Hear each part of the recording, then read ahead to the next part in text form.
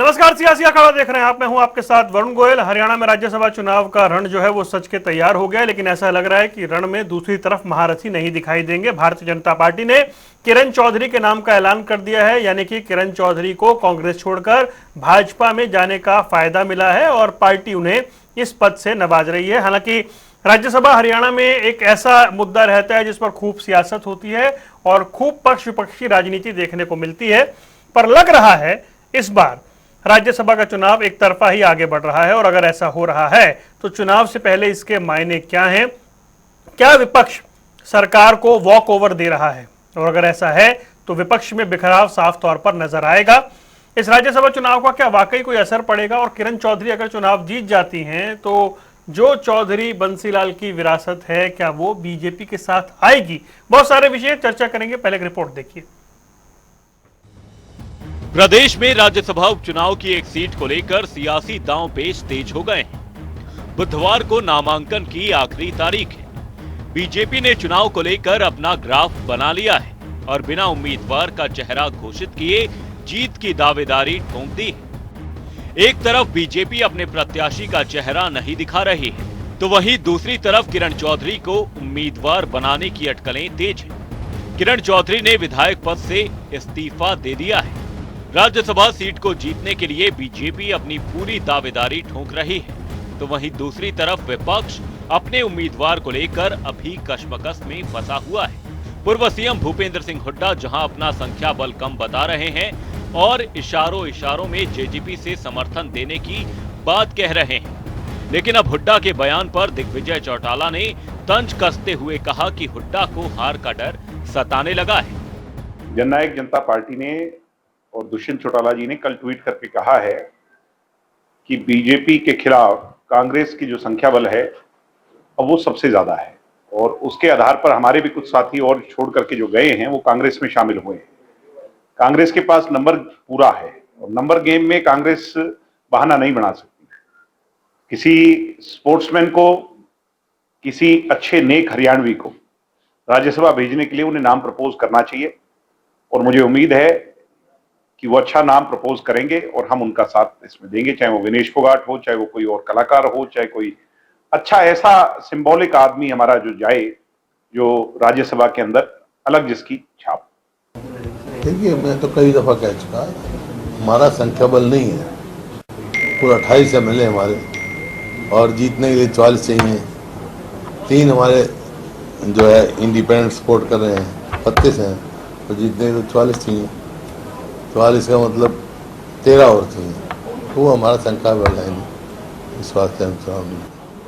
अजय चौटाला ने आज भी कहा है कि हमारे तो 5 विधायक संपर्क में हैं। अजय दुष्यंत चौटाला, अजय चौटाला का भी बयान आया अभी, वो कह रहे हैं आप उतारिए, किसी खिलाड़ी को उतारिए, आपके पास चले गए। उनने क्यों नहीं उतारे? हम तो शुरू से कह रहा हूँ, जब ये शुरू में बयान आया था मैंने कहा भाई 10 आदमी लेके आ जाओ, कोई भी 13 आदमी लेके आ जाओ, समर्थन कर देंगे। अगर हम राज्यसभा चुनाव में जीत का समीकरण देखें तो बीजेपी के पास कुल 43 विधायकों का समर्थन है। ऐसे में बीजेपी उम्मीदवार की जीत आसान नजर आ रही है, लेकिन अगर पूरा विपक्ष एकजुटता दिखाए तो बड़ा उलटफेर हो सकता है। न्यूज डेस्क, जनता टीवी। तो स्टोरी में अपडेट यह है कि किरण चौधरी अब उम्मीदवार हैं और सामने से फिलहाल उम्मीदवार के नाम का ऐलान नहीं हुआ है। योगेश याग, प्रवक्ता कांग्रेस, हमारे साथ जुड़ गए। रजत पंजेटा इंडियन नेशनल लोकदल से, दीप कमल सारण जननायक जनता पार्टी से, भाजपा से प्रोफेसर विदु रावल हमारे साथ जुड़ेंगे। आप सभी का स्वागत है। दीप कमल, क्या ये वॉक ओवर है बीजेपी को? क्या ये वॉक ओवर है सरकार को? ये वॉक ओवर नहीं, ये सरेंडर है भूपेंद्र सिंह हुड्डा जी का, कि भारतीय जनता पार्टी को कोई भी ऐसा अनुभव नहीं देना चाहते कि उनको कोई तकलीफ हो। भूपेंद्र सिंह हुड्डा चुपचाप ये महीना निकालना चाहते हैं। उनको कहीं से ये फीलिंग आ रही है कि विधानसभा चुनाव के बाद उनका कोई नंबर लग सकता है, और कोई रिस्क, कोई ऐसी नाराजगी मोल नहीं लेना चाहते भारतीय जनता पार्टी की कि जिससे कहीं उनके रास्ते में कोई अड़चन आए, कहीं उनको किसी ईडी का के यहाँ पे जाके पूछताछ में बैठना पड़े या कहीं जेल वेल में जाना पड़े। ये साफ साफ दिखता है। आप देखिए कि आज के दिन भारतीय जनता पार्टी के पास 40-41 विधायक हैं जो साफ सुथरा बिल्कुल उनके साथ है पूरे तरीके से, और विपक्ष के पास और पूरा समर्थन खुलकर है हर एक किसी का कि आप एक बार उम्मीदवार लेकर आइए। और वो लेकिन एक कदम भी आगे नहीं बढ़ा रहे हैं। कभी एक लाइन उन्होंने नहीं कही कि हाँ हम सहमति बनाएंगे या कोशिश करेंगे। पूरे तरीके से सरेंडर की मुद्रा में है। और मुझे हैरानी इस बात की है कि जो सीट खाली हुई उसका जब पहले चुनाव हुआ था 2020 में, तब दीपेंद्र हुड्डा जो कैंडिडेट थे उनकी पार्टी की तरफ से, तब उन्होंने इतना अच्छे से मैनेज किया था कि भारतीय जनता पार्टी ने कैंडिडेट खड़ा नहीं किया था। अब ये तो गिव एंड टेक हो गया सीधा सीधा कि दीपेंद्र को जब राज्यसभा पहुंचाना था तो ये एंश्योर करना है कि बीजेपी कैंडिडेट खड़ा ना करे, और अब जब बीजेपी कैंडिडेट खड़ा कर रही है और भेजना चाह रही है तो हुड्डा जी ये एंश्योर कर रहे हैं कि उसको कोई दिक्कत ना आए, कोई रास्ते में अड़चन ना बने। और ये वो कांग्रेस पार्टी के सिर्फ एक नेता या विधायक दल के नेता नहीं है, वो नेता विपक्ष हैं। और उसी राज्यसभा में ये चुनाव होने वाला है, उन्हीं विधायकों में से होने वाला है जिनके वो नेता विपक्ष हैं। उनके सामने नेता विपक्ष होते हुए एक अल्पमत की सरकार चलती रही 6 महीने से, और उन्हीं के नेता विपक्ष होते हुए अब एक राज्यसभा में जा रहे हैं कांग्रेस पार्टी की तरफ से। और मैं तो ये मानता हूं, देखिए कांग्रेस पार्टी में क्या घेरा बन गया है। घेरा ये बन गया है कि भूपेंद्र सिंह हुड्डा एक नेता को परेशान करते हैं, और वो नेता सिर्फ ये साबित करने के लिए कि मैं भूपेंद्र सिंह हुड्डा को कोई जवाब दे रहा हूं या उनके चाहत के बावजूद कुछ कर पा रहा हूं, इसी चाहत में कुलदीप बिश्नोई, भजनलाल पार्टी बनाते हैं, 2-2 बार कांग्रेस पार्टी छोड़ते हैं कि कुछ साबित कर दें कि हाँ मैं अब भी हमने एमएलए बन गए या अब भी हम सरकार का हिस्सा बन गए, हुड्डा साहब के ना चाहते हुए। इसी सिचुएशन में चौधरी बीरेंद्र सिंह कांग्रेस पार्टी छोड़ते हैं कि उनको केंद्रीय मंत्री बनने से भूपेंद्र सिंह हुड्डा ने रोका, और वो इस जिद में कि मैं बीजेपी में जाकर केंद्रीय मंत्री बन जाता हूं, और वो बन गए। और वही अब किरण चौधरी, भूपेंद्र सिंह हुड्डा उनको आगे नहीं बढ़ने देंगे, उनकी बेटी की टिकट कटवा दी लोकसभा में जाते टाइम। अब किरण चौधरी ये साबित करने के लिए कि हुड्डा के ना चाहते हुए भी हम संसद में चले जाएंगे, और वो अब जा रही हैं उस हिसाब से। तो ये जो मुझे लगता है कि ये आपस में ही अंदर की ही जो स्वार्थ की जो चीजें चल रही हैं भूपेंद्र सिंह हुड्डा की तरफ से अपने परिवार के लिए, अपने खास लोगों के लिए, और उनके खिलाफ जो कांग्रेसी हैं उनके लिए ये साबित करने में कि हम हुड्डा के बिना भी कुछ कर पाएंगे। सिर्फ इसी के बीच में कांग्रेस पार्टी के लोगों की राजनीति रहेगी। योगेश याग भाई, क्या ये सरेंडर है चुनाव से पहले या फिर ये गिव एंड टेक है? नंबर मुझे समझाइए। 28 आपके पास हैं, 3 निर्दलियों का समर्थन है 31, 4-5 अगर जेजेपी के आपके पास हैं 36, दुष्यंत चौटाला कह रहे हैं हम बचे हुए भी दे देंगे 7, 39, तो बलराज कुंडू से या फिर इनेलो से बात करते तो फिर आप ये 41 या कुछ उधर से भी चांस रहते हैं। आप तो मुकाबला ही नहीं करना चाह रहे, ऐसा क्यों?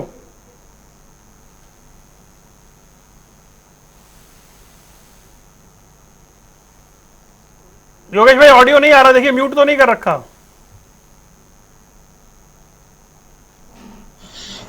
बोलिए। देखिए वरुण जी सभी जनता टीवी के दर्शकों को और सभी प्रवक्ताओं को मेरा नमस्कार, राम राम जी। जहां तक देखिए राज्यसभा के चुनाव की बात है, सबसे पहले तो मैं बधाई देना चाहूंगा बीजेपी के हमारे प्रवक्ता को, विदु रावल जी को, कि उन्होंने किरण चौधरी जी को अपना उम्मीदवार घोषित किया, और चंद दिनों पहले वो कांग्रेस पार्टी को छोड़कर भारतीय जनता पार्टी में आए। भारतीय जनता पार्टी की कुछ खूबियां भी है देखिए, क्योंकि वो धरातल पर कार्यकर्ता एज ए कार्यकर्ता काम नहीं करवाती, वो अपनी पार्टी के कार्यकर्ताओं से तो दरिया बिछवाती है, और जितने हमारी पार्टी से ये आज भी देखो लिए जा रही है, और उन्हें जब भी रिवार्ड भी जब भी देती है ऑन द स्पॉट। तो इनका एक अच्छी परंपरा है। अभी रणजीत सिंह चौटाला जी को इन्होंने टिकट दी थी हिसार लोकसभा की, और वो बड़े मतलब अब बागी तेवर अपनाए हुए हैं। कल भी उन्होंने अपनी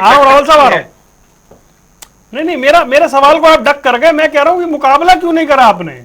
मैं बिल्कुल आपके सवाल पे आऊंगा सर। देखिए पहले तो मैं उनको ये बताया ना कि देखिए आज जो भारतीय जनता पार्टी 10 साल से सत्ता में है, उनके पास अपने ऐसे कार्यकर्ता ही नहीं है कि जिन पे वो राज्यसभा में भेज के। चलो अब मैं आपकी बात पे आता हूं सर। हमारे पास देखिए संख्या बल है, 28 विधायक है, जैसे हुड्डा साहब भी बोल चुके हैं कई बार इस सवाल पे। 3 विधायक हमारे जो इंडिपेंडेंट जो साथ छोड़ के कांग्रेस में आए हैं, 31 विधायकों का हमें आज समर्थन है। जहां तक सवाल है देखिए इनेलो पार्टी के लिए और जेजेपी के लिए, जेजेपी के लिए हुड्डा साहब भी बोल चुके, आप अपने 10 विधायकों को कभी एक महीना पहले भी वो बोल चुके कि आप कभी उनका समर्थन पत्र तो लेके आइए हमारे पास। जेजेपी और इनेलो की बड़ी दिक्कत परेशानी क्या है, उन्हें भारतीय जनता पार्टी से दिक्कत नहीं है, उन्हें जो हुड्डा साहब का जो प्रदेश में कारवा बढ़ा हुआ है, आज जन जन की आवाज बने हुए हैं हुड्डा साहब और उदय भांजी की जोड़ी, उन्हें दिक्कत कांग्रेस पार्टी से है। और ये जन जन की आवाज पे इलेक्शन ही करवा लेते सर, क्या पता कोई क्रॉस वोटिंग ही आपके फेवर में हो जाती अगर इतनी दिक्कत चल रही है। मैं बताना चाह रहा हूं जी, वही चाह रहा हूं कि ये चाहते थे कि कोई मोल भाव हो ये, क्योंकि देखिए जेजेपी के लोग तो आज भी चाहे इनेलो हो, ये बीजेपी के लिए फील्डिंग करते हैं, बिल्कुल क्लियर है। चाहे जो भी राज्यसभा का चाहे पिछला चुनाव हुआ, आप इनेलो को भी देख चुके हैं, उन्होंने क्या तर्क दिया कि चौटाला साहब की जेल में सेवा की थी, इस तरह के उदाहरण दिए। तो वो चाहते थे कि हमें मौका मिले मोल भाव करने का, वो कांग्रेस पार्टी देना नहीं चाहती।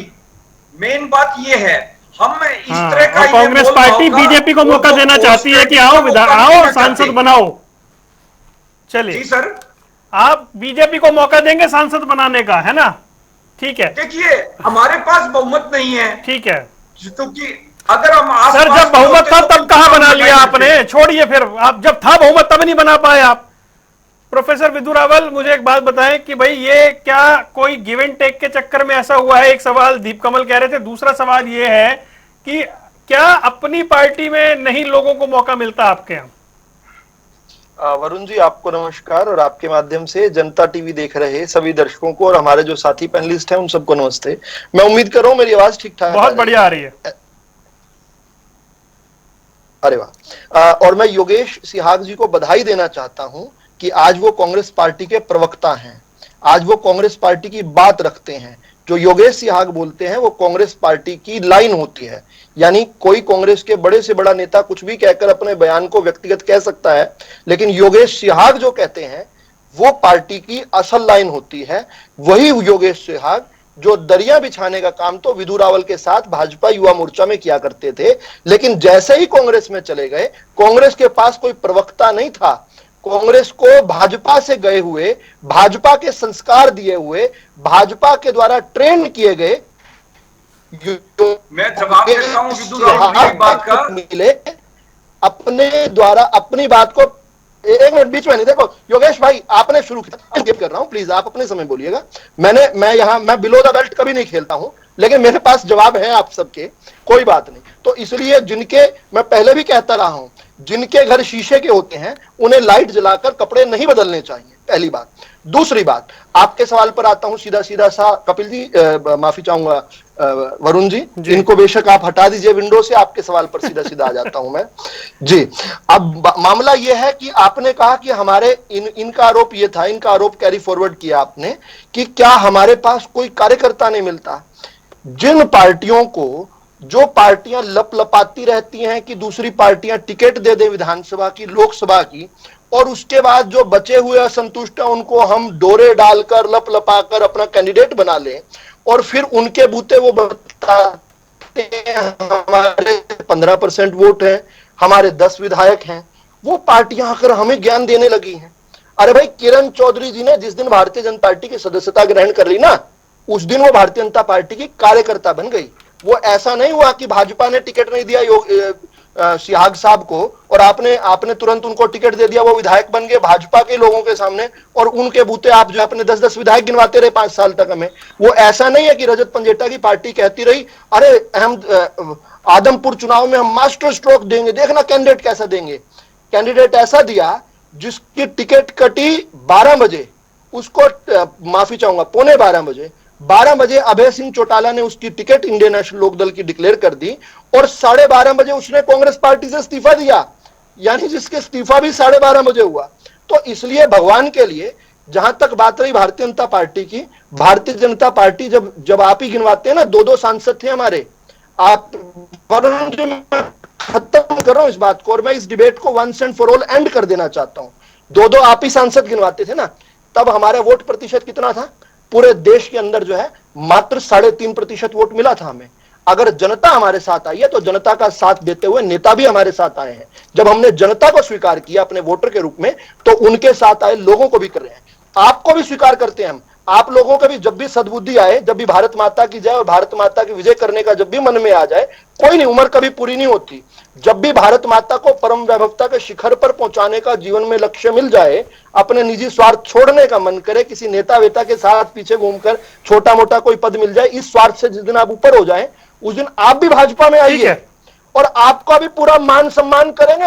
ये विधु रावल कह रहा है, जैसे योगेश सिंह पार्टी की आवाज है, विधु रावल भी भाजपा की आवाज है, और वो आपके बीच में खुले तौर पर कह रहा है। तो ये once and for all debate में खत्म करूं, आखिरी वाक्य है, ये वंस एंड फॉर ऑल ये डिबेट खत्म कर दीजिए।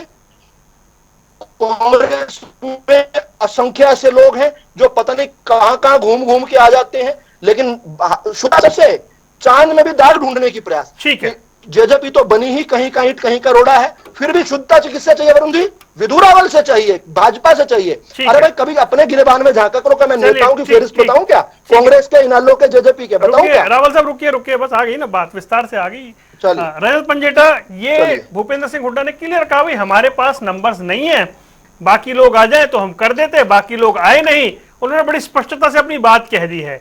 इसमें सेटिंग या गिव एंड टेक, ये सब चीजें, या सरेंडर, ये कहां दिखाई दे रहा है?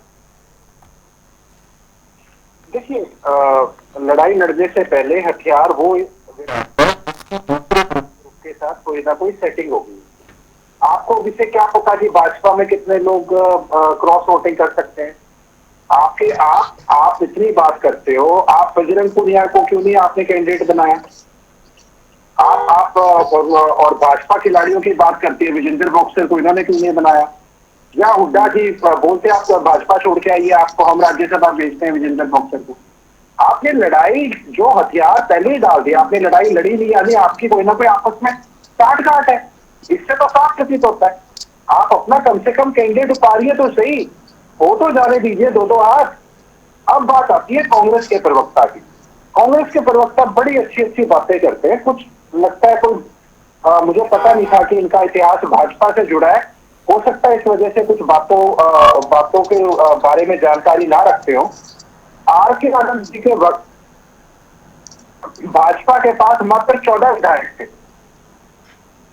14 विधायक, और भूपेंद्र सिंह हुड्डा जी ने उनकी पूरी की पूरी मदद करी, अपना बैलेट पेपर खाली छोड़ा। शाही कांड के बारे में जानकारी रखते होंगे, शाही कांड के बारे में नहीं जानकारी तो जानकारी ले, किस तरह भाजपा के सिर्फ 14 विधायक होते हुए भी R.K. आनंद को राज्यसभा में भेज दिया था भूपेंद्र सिंह हुड्डा ने, अपनी पार्टी और सोनिया गांधी के खिलाफ जाकर। और सोनिया गांधी जी को भी बोलते हैं इंटरव्यू में, मैंने सुना था उनको कहते हुए कि मैंने सोनिया गांधी जी को भी मना कर दिया था कि मैं सपोर्ट नहीं करूंगा। वैसे एक और दिलचस्प आंकड़ा देता हूं, भाजपा के पास 59 MLA की सपोर्ट, और उसके बाद भी भूपेंद्र हुड्डा राज्यसभा पहुंच जाते हैं। तो ये तो इनकी आपस की क्या सेटिंग है, क्यों इतना दिलचस्पी वाला काम कर रखा है, वो मुझे नहीं पता वो कैसे कर रखा है। वो तो ये भाजपा बताएगी या ये कांग्रेस बताएगी। अब बात करते हैं कि हमारे ऊपर पर आपको इंटरव्यू करना चाहिए, ये सच नहीं है। जो पहली बात तो ये इस पर आप इंटरव्यू कीजिए, मैं नहीं बोलूंगा, आप करेक्ट कीजिए। ऐसा था क्या? तो कोई एक मिनट, अरे भाई ऐसा था क्या? वरुण जी आप बोलिए ना, आप बोलिए, मैं नहीं बोलता हूँ, आप बोलिए। कांग्रेस वरुण जी आप बोलिए, ऐसा था क्या? रजत देखिए, वो जो दूसरी वाली बात आपने कही ना, वो 59 थे, इन्होंने सच बोला है क्या? एक्चुअली करेक्ट नहीं है वो। अरे नहीं, मुझे पता है वो सपोर्ट एक तरीके से सपोर्ट थी इनके पास। इनके विधायक नहीं थे इतने, मैं ये नहीं बात कह रहा, विधायक काउंट नहीं होता उस वक्त, एक तरीके से लेके बैठे थे, तभी तो दो ट्विस्ट कर देते हैं आप। तभी तो 3 गए, आप लगा लो 3 कैसे गए थे, कैसे चले गए आपस में सेटिंग नहीं थे, तभी तो दीपेंद्र हुड्डा 2 बीजेपी के गए। क्या गणित है वो, समझाओ तो सही। 1 2 3 है ना वो, फिर उसमें तो आप पहला वोट वहीं डाल सकते हैं। तो वही तो मैं कह रहा हूँ, फिर वही तो कह रहा हूँ मैं। अगर R.K. आनंद जी बने के टाइम पे तो मानते होंगे भाई, वो भी नहीं मानते। भूपेंद्र सिंह हुड्डा ने हमारे चैनल पे कहा था कि मैंने सोनिया गांधी को मना कर दिया था। बिल्कुल, अब इस बात की पुष्टि कर दी आपने। अब बात आती है जो इन्होंने हमारे ऊपर क्वेश्चन किया। अब आप एक बात बताइए, पवार जी बीजेपी के कैंडिडेट से चुने थे सिंबल के ऊपर, और कार्तिकेय शर्मा इनकी अलग पार्टी है, जन चेतना पार्टी। अरे भैया, वो एक इंडिपेंडेंट के तौर पे आए, बाद में वो भाजपा से समर्थन ले, किसी एक तीसरी पार्टी से ले, अलोपा से ले, किस मर्जी से मांगे। कांग्रेस ने ऐसा क्या कर रखा है? कांग्रेस ने तो अपनी पार्टी का उम्मीदवार जिसको हम सपोर्ट कर रहे थे उसे हरा दिया था। ये किस मुंह से बोलते हैं? अब बात आती है विदु रावल जी की। बड़ा अच्छा किया उन्होंने आदमपुर का नाम लिया।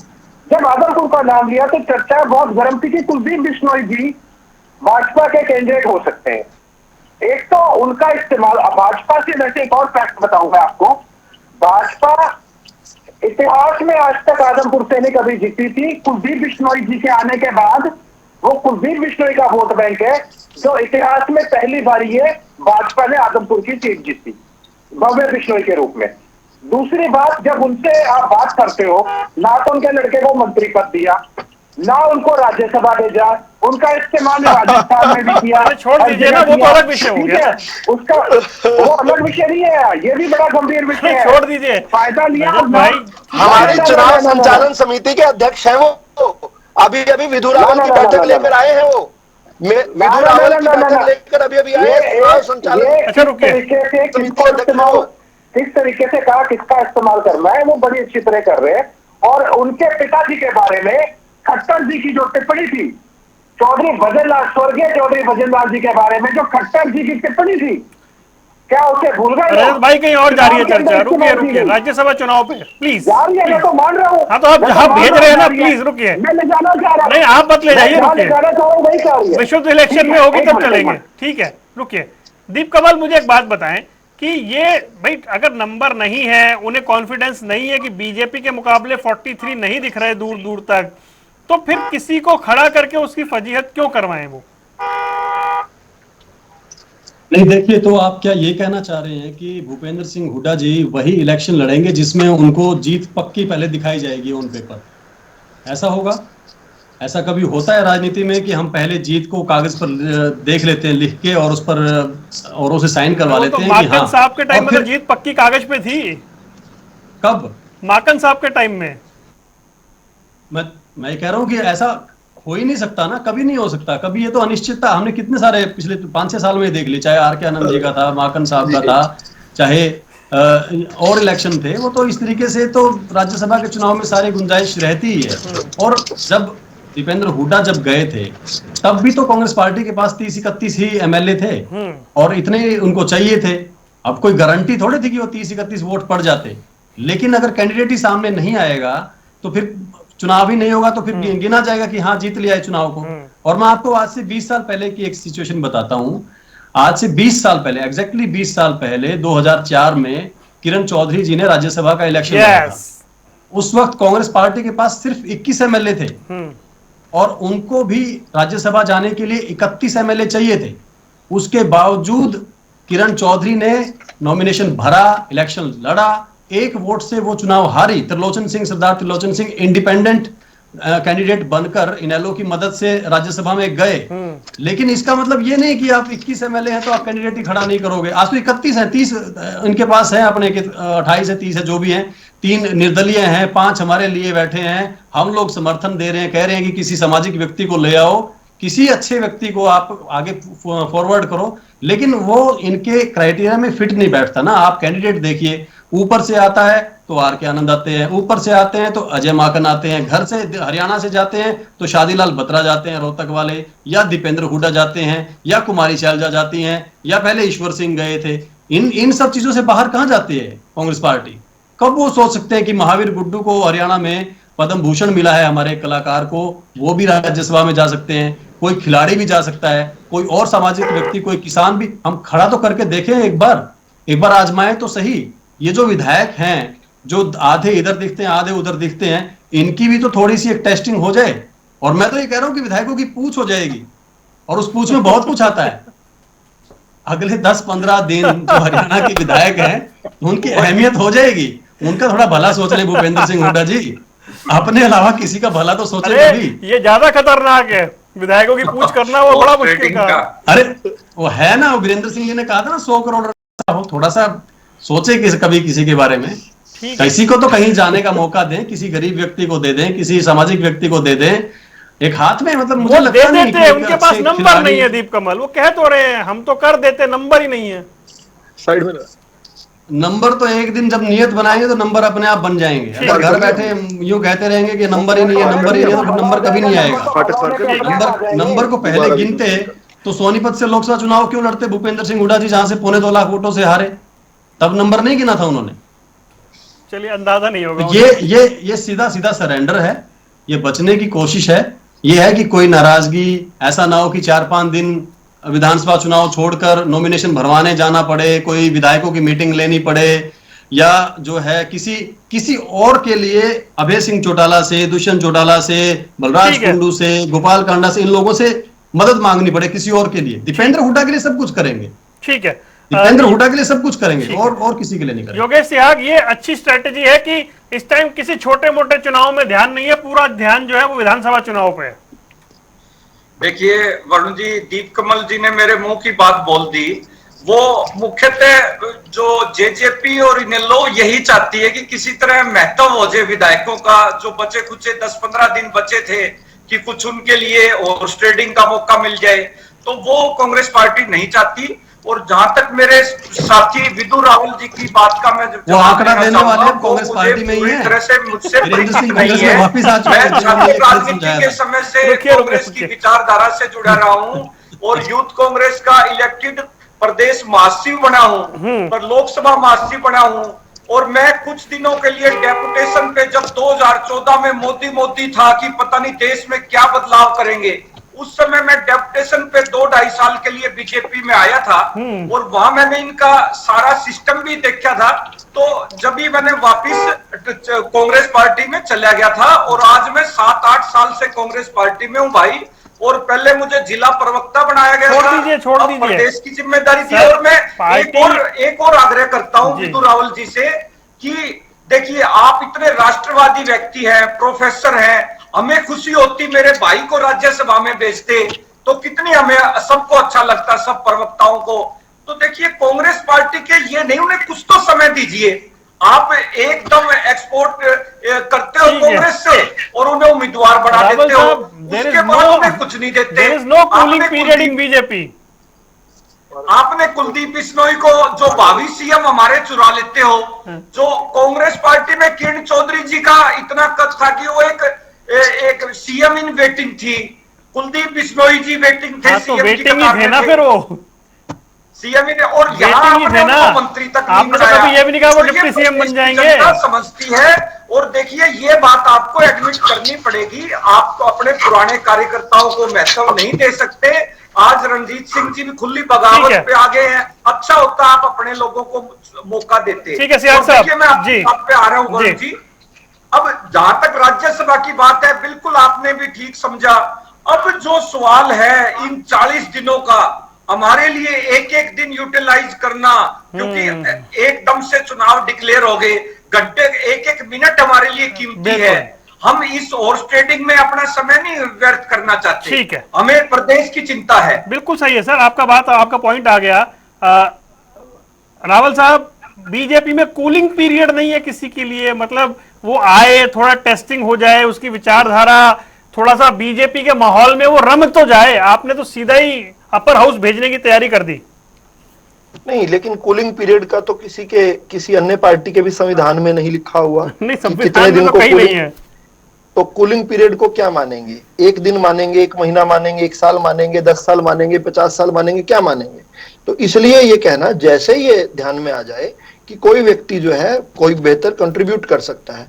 और मुझे थोड़ा इस बात पर भी वरुण जी, मैं आपकी डिबेट का उपयोग कर रहा हूं, क्योंकि अभी भाई साहब ने, दीप कमल सारन जी ने अभी बात रखी, इसलिए मैं इस बात को कह रहा हूं। अरे भाई, सब खिलाड़ियों को या सब आर्टिस्ट को राज्यसभा क्यों भेजना? राजनीतिक क्षेत्र को इतना हल्का क्यों समझते हैं कि यहां पर किसी को कहीं भेजना यानी ओब्लाइज करना? ऐसा क्यों माने? मुझे लगता है राजनीतिक क्षेत्र जो है राजनीतिज्ञों के लिए है।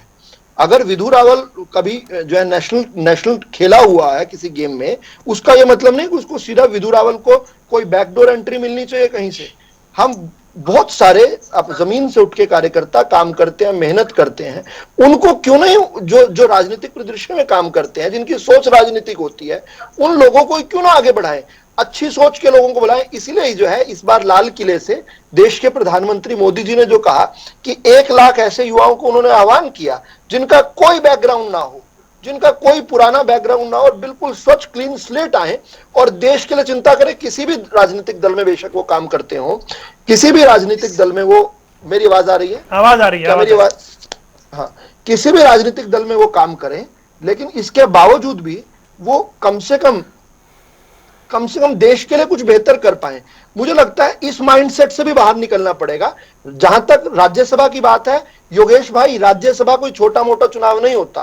अपर हाउस बोलते हैं उसको, हाउस ऑफ इंटेलेक्चुअल्स बोलते हैं उसको, उसकी महत्ता आप कम मत कीजिए सिर्फ जो है। और दूसरा जो है इनका ये कहना कि भाई विधु रावल को मिल जाए, तो विधु रावल जिन संस्कारों में पला बड़ा है, तो उसने तो ये रामधारी सिंह दिनकर की कविताएं बहुत सारी पढ़ी हैं, सुभद्रा चौहान की पढ़ी हैं, उसने तो ये सुना है कि पथ का अंतिम लक्ष्य नहीं है सिंहासन चढ़ते जाना। जिस दिन भारत माता की जय और भारत माता की विजय होती है ना, उस दिन विधु रावल बहुत संतुष्ट घूमता है। और विधु रावल ही नहीं, विधु रावल जैसे असंख्य करोड़ों भाजपा के कार्यकर्ताओं के दिल में उस दिन खुशी होती है जब भारत की विजय होती है। आप लोग भी ये राजनीति को थोड़ा सा अपने जो सोच का दायरा उसको बढ़ाइए। आप भी राष्ट्रवादी सोच को रखिए, अच्छे लोगों को आगे लेकर आइए। केवल कोई घोटालाओं की केवल चमचागिरी करता रहेगा, बीच में नहीं। योगेश जी मैं भी तो बोल सकता हूं। योगेश जी रुक जाइए, योगेश जी रुक जाइए, मेरी रिक्वेस्ट है आपसे।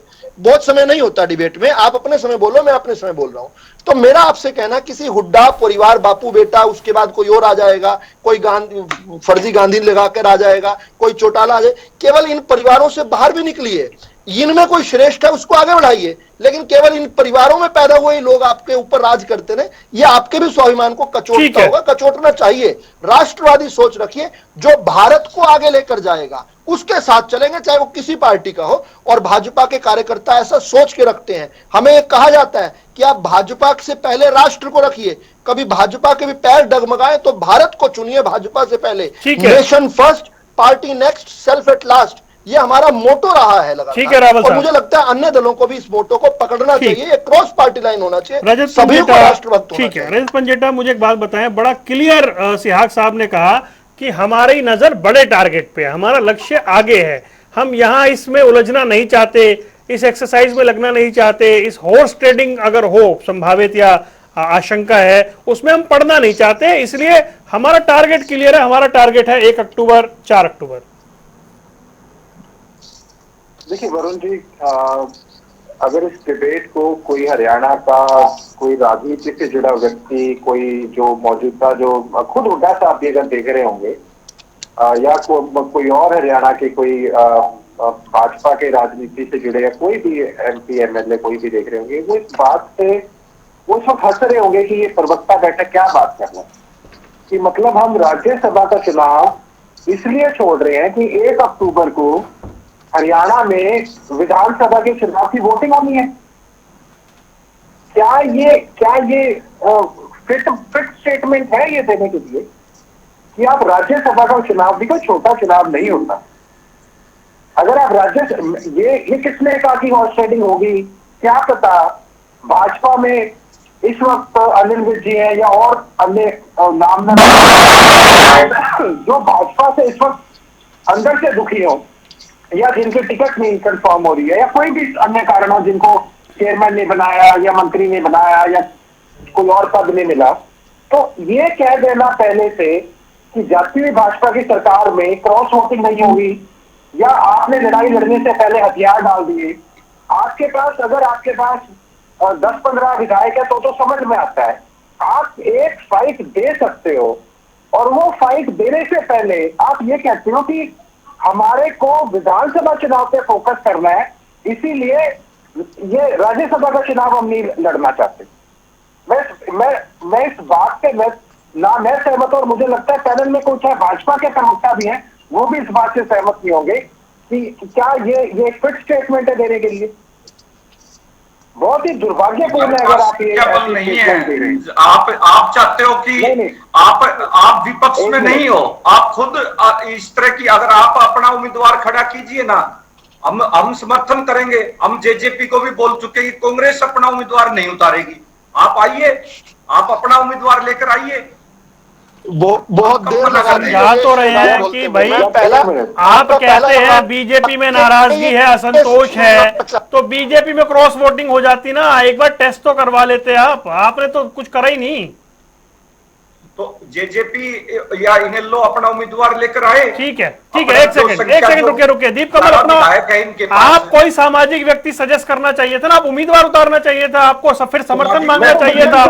आप बोल चुके हैं फिर समर्थन आप, ठीक है दीप कमल, आप लोगों को इनिशिएटिव लेकर के उम्मीदवार उतार करके इन सबसे, कांग्रेस से, एनएलडी से, बलराज कुंडू से, सबसे समर्थन मांगना चाहिए था।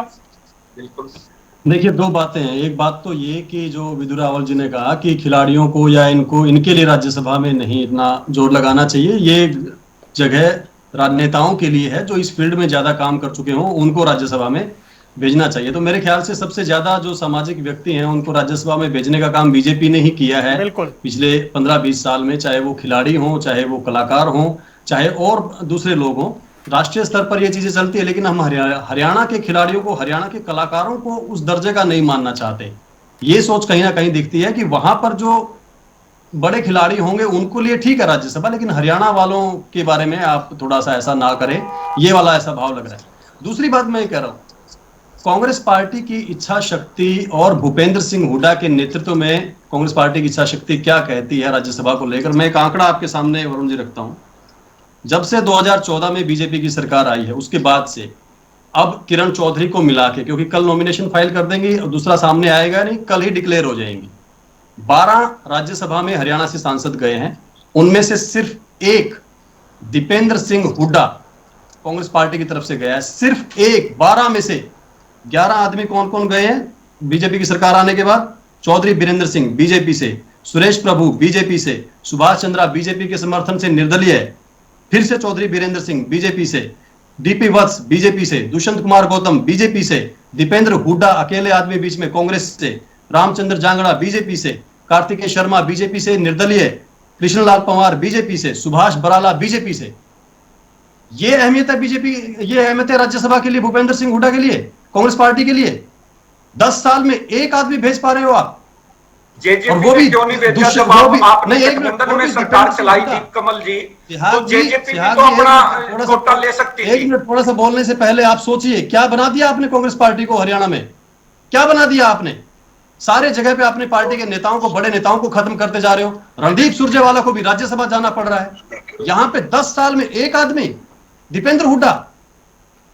चलिए सर, और अब कह रहे हो नंबर नहीं है, 30 विधायक लिए बैठे हो, इतने लोग आपसे टिकट के चक्कर में आपको समर्थन देने को तैयार बैठे, जिनको टिकट लेनी है उनकी लॉयल्टी चेक कीजिए ना, टिकट लेने लायक है कि नहीं वो आपकी, उनसे वोट डलवाइए राज्यसभा में, वो वोट डाले तो उनकी टिकट की बात कीजिए आगे। ये क्या नाटक है? 20-20 हजार रुपए में नॉमिनेशन, ये सबसे बड़ा लॉयल्टी टेस्ट है कि वो कांग्रेस पार्टी के लिए समर्थन में रहते हैं कि नहीं रहते हैं। ठीक है रावल साहब, आवाज आ रही है आपको?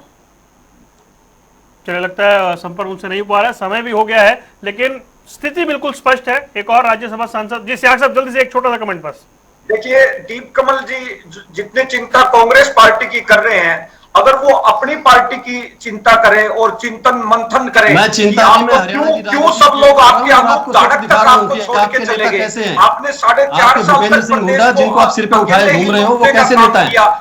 एक दीपेंद्र हुड्डा के लिए सिर्फ आप एंश्योर करते हैं कि सामने कैंडिडेट खड़ा ना हो, और 10-10 साल में एक आने वाली नहीं भेज पाए। 1 तारीख को प्रदेश की जनता को आपको जवाब देना होगा। ठीक है, आज जहां तक आपका जो सुपड़ा साफ हुआ है, वो उस पे आपको अपने गिरेबान में झांकना चाहिए। सुपड़ा साफ, ये भी एक तरीका है सुपड़ा साफ का कि आप अपने खुद के पैरों पर कुल्हाड़ी मार रहे हो। दीप कमल, समय हो गया, और कल क्योंकि स्थिति बड़ी महत्वपूर्ण है कि सालों बाद पहली बार राज्यसभा का नामांकन होना है, और ये भी तय है कि सामने से कोई उम्मीदवार नहीं आ रहा है, लेकिन रातों रात कुछ हो जाए तो कह नहीं सकते। आप चारों मेहमानों का